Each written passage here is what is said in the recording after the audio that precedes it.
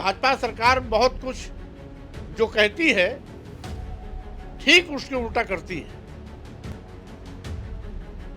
हो सकता है बिहार चुनाव को देखते हुए जातिवार जनगणना कराने की घोषणा कर दी हो, उसके बाद टाइम फिक्स हो जाएगा।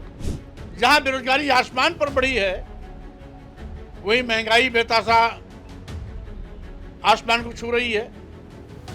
गरीबी बेहद इंतहा बढ़ी है कि 80 करोड़ लोग आज 5 किलो 10 किलो चावल पर अपनी जिंदगी बिताने के लिए मजबूर हैं। ये बड़ा दुर्भाग्यपूर्ण है कि मंत्री जैसे महत्वपूर्ण पद पर रहते हुए भी लोग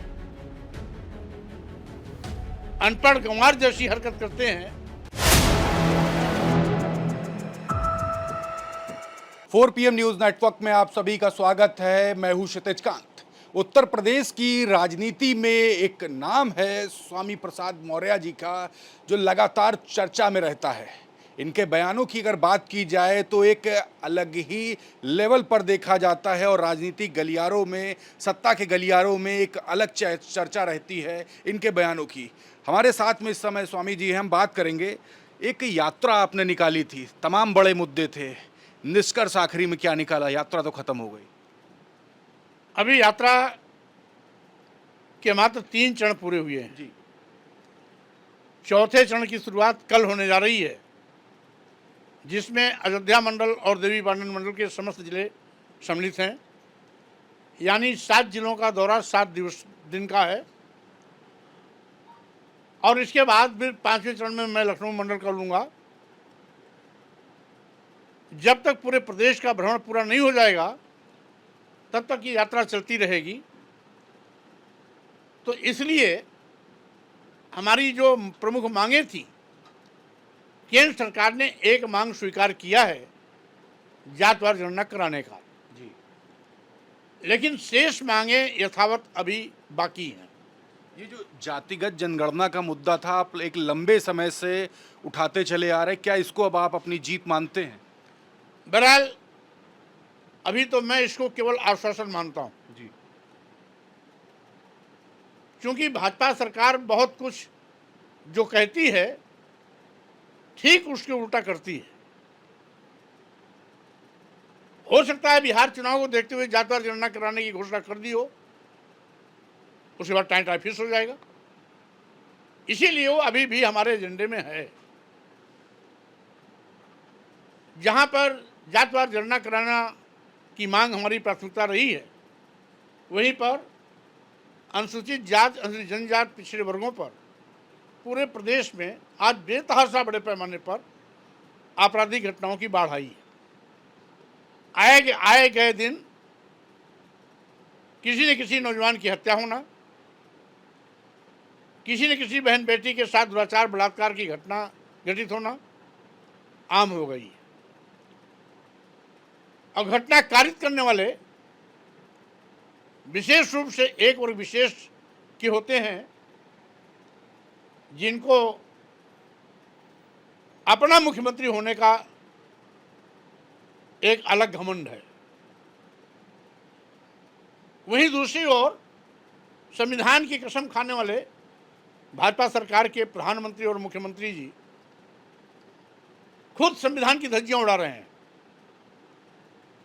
भारतीय संविधान के अनुच्छेद 15(4), 16(4) के तहत अनुसूचित जाति, अनुसूचित जनजाति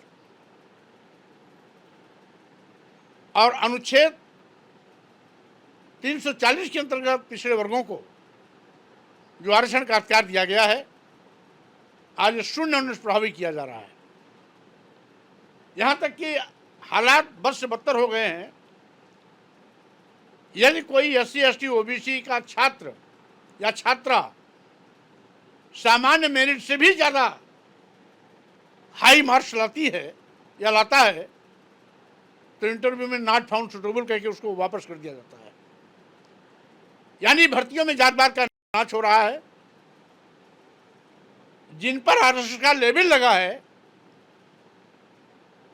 तमाम नियम कानून बनाए ताक रख करके उनकी नियुक्तियां कर दी जाती हैं और SC, ST, OBC के प्रतिभाशाली छात्रों को, छात्राओं को नॉट फाउंड सुटेबल करके बाहर का रास्ता दिखा दिया जाता है।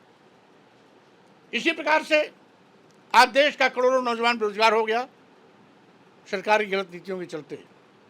सरकारी नौकरियां नदारद हो गई। आउटसोर्सिंग भर्ती के माध्यम से नौजवानों के श्रम का शोषण हो रहा है। Graduate, post graduate, BBA, MBA, BTech किए हुए लड़के आज 10,000, 12,000 की आउटसोर्सिंग नौकरी करने पर मजबूर हैं। यही नहीं, आज बड़े पैमाने पर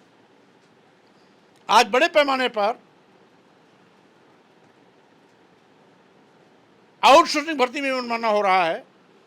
मेरी मांग है आउटसोर्सिंग भर्ती में भी आरक्षण व्यवस्था लागू हो और साथ ही साथ सरकारी कर्मी घोषित कर श्रम का शोषण बंद हो और इनको पूर्णकालिक वेतन दिया जाए।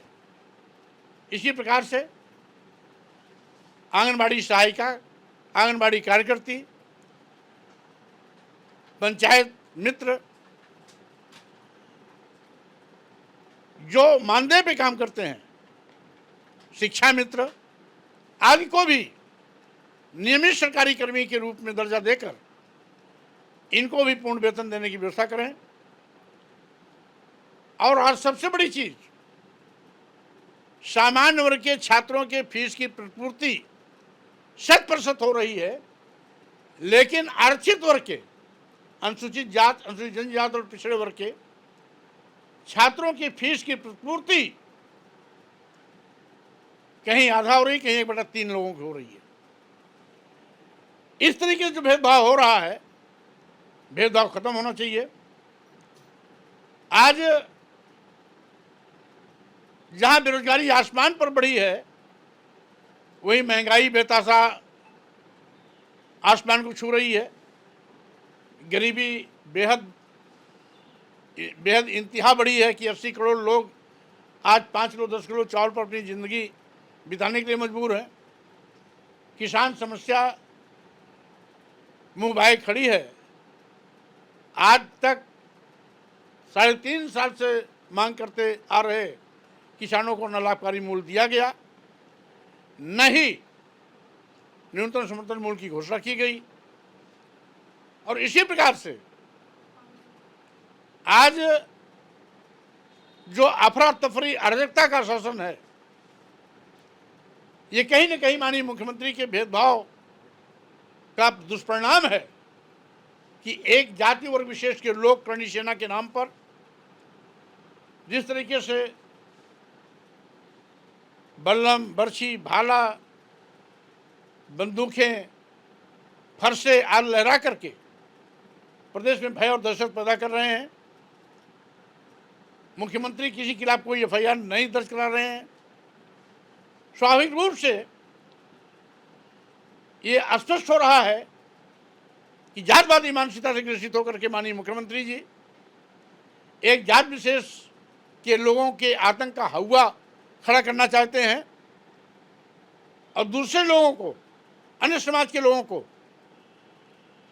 एक खौफ पैदा करके, उनमें भय और दहशत पैदा करके उनके हौसले को तोड़ना चाहते हैं, जो अत्यंत निंदनीय है और अशोभनीय भी है, असंवैधानिक भी है। तो स्वाभाविक रूप से इस यात्रा के माध्यम से सरकार के इन काले कारनामों का हम खुलासा भी करेंगे और जनता के साथ हो रहे जो भेदभाव और धोखा है उससे जनता को सावधान भी करेंगे। एक आखिरी सवाल है, देश में जो भी सीज फायर हुआ उसकी चर्चा काफ़ी है, साथ ही साथ सोफिया कुरैशी जो भारत की बेटी है उनके ऊपर तमाम टिप्पणी होती जाती है, भाजपा के ही नेता करते हैं, आप भी राजनेता हैं बड़े, कैसे देखते हैं जो सारी गतिविधियां चल रही हैं? देखिए, कर्नल सोफिया कुरैशी सर्वोच्च सेना अधिकारी है। इस दौरान जो भी भारत की ओर से हमला हुआ उसमें उनकी बहुत ही ऐतिहासिक और बहादुरीपूर्ण कार्यशैली रही है। पूरे देश की नज़रों में उन्होंने सेना का सम्मान बढ़ाया है। लेकिन मध्य प्रदेश सरकार के एक मंत्री ने जो ओछी टिप्पणियां करके कर्नल सोफिया कुरैशी के खिलाफ अभद्र टिप्पणी की है वो अत्यंत निंदनीय है। बधाई देता हूं माननीय उच्च न्यायालय मध्य प्रदेश को, जिन्होंने ऐसे अभद्र टिप्पणी करने वाले मंत्री के खिलाफ एफआईआर दर्ज कराकर कठोर कानूनी कार्रवाई करने का निर्देश दिया है। माननीय उच्च न्यायालय के इस निर्णय से न केवल सेना का हौसला अफजाई हुआ, बल्कि देश की महिलाएं भी गौरवान्वित हुई हैं। स्वाभाविक रूप से भाजपा को अपने नेताओं पर इस प्रकार के बेसिर पैर के बयान देने वालों के खिलाफ कठोर कार्रवाई करनी चाहिए। ये बड़ा दुर्भाग्यपूर्ण है कि मंत्री जैसे महत्वपूर्ण पद पर रहते हुए भी